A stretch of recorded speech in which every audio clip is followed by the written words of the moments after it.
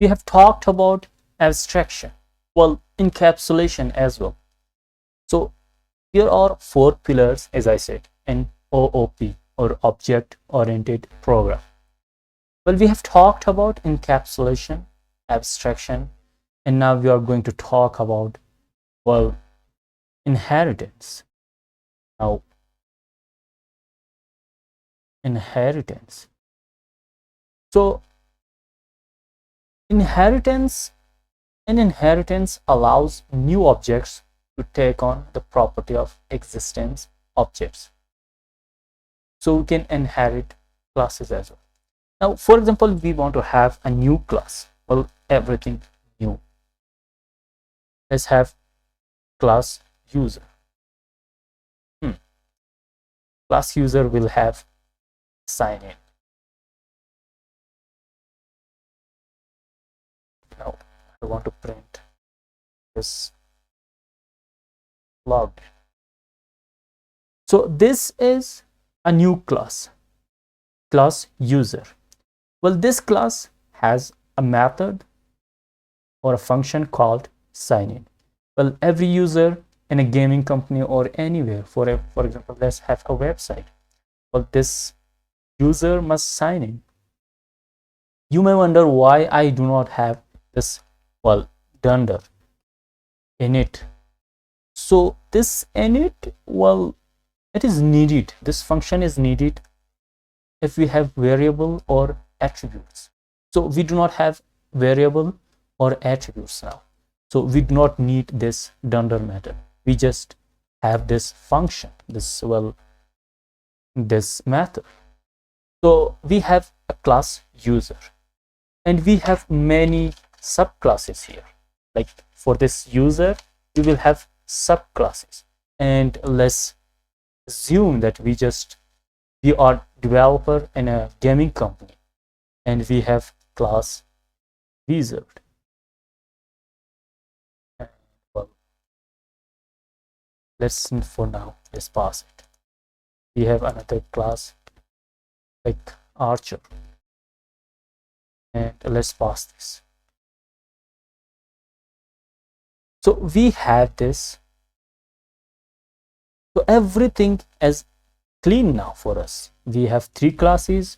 Two of them are, well, let's have this inheritance. We just inherit, or we have this user class here as well. So this is very, very clean. Now, for example, if I have wizard 1, wizard 12, and print this wizard 1. Let's see what happens. It works fine.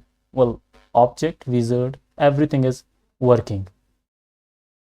So if I do like this, log in,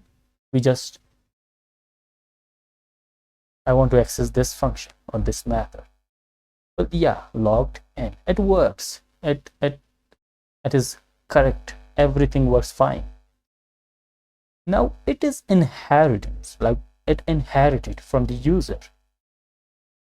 And this archer class also inherited from this user, everything. Well, let's have this. For example, this wizard class has a dunder method or some variable. Let's see. Self, name, and power. Self.name is assigned to name. Self.power is assigned to power. And well, let's have another function as well as attack. It should have this self. And let's print this. I want to have like attacking with power of, well, self dot power. Well and clean. Everything is clean for now. let's instantiate it. For example, I want to instantiate it as like the name is Merlin, power is 50.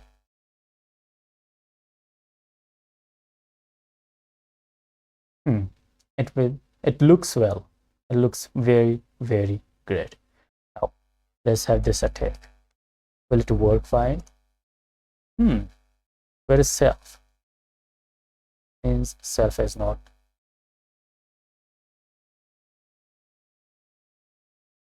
Attacking with power of 50. Well, it works very, very nice. It's very powerful and it has subclasses as well. Now Python gives us a tool to just see either it is the instance of a class or not. So instance is like, we just say this is the keyword. For example, for instance, we have this as instance. This is a built-in keyword, or in Python is a built-in. So it will have this, well, instance and the class we just want. For example, let's see as instance, well, wizard 1, and the class will be like wizard. Just check it. I want to print this.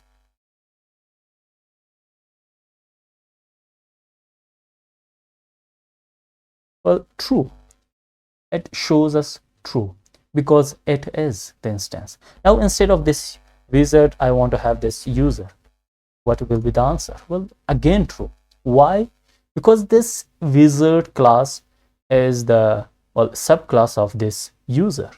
It is inherited. So, well, it looks same for that. So in this video, we have talked and we have completed about the inheritance. And as you know that we have some classes here. Wizard has many things here. And well, archer has like, it has, well, inherited. And we have instantiation and we have everything here. So in the next video, we will talk about polymorphism and the last pillar of OOP. So we will see in the next video.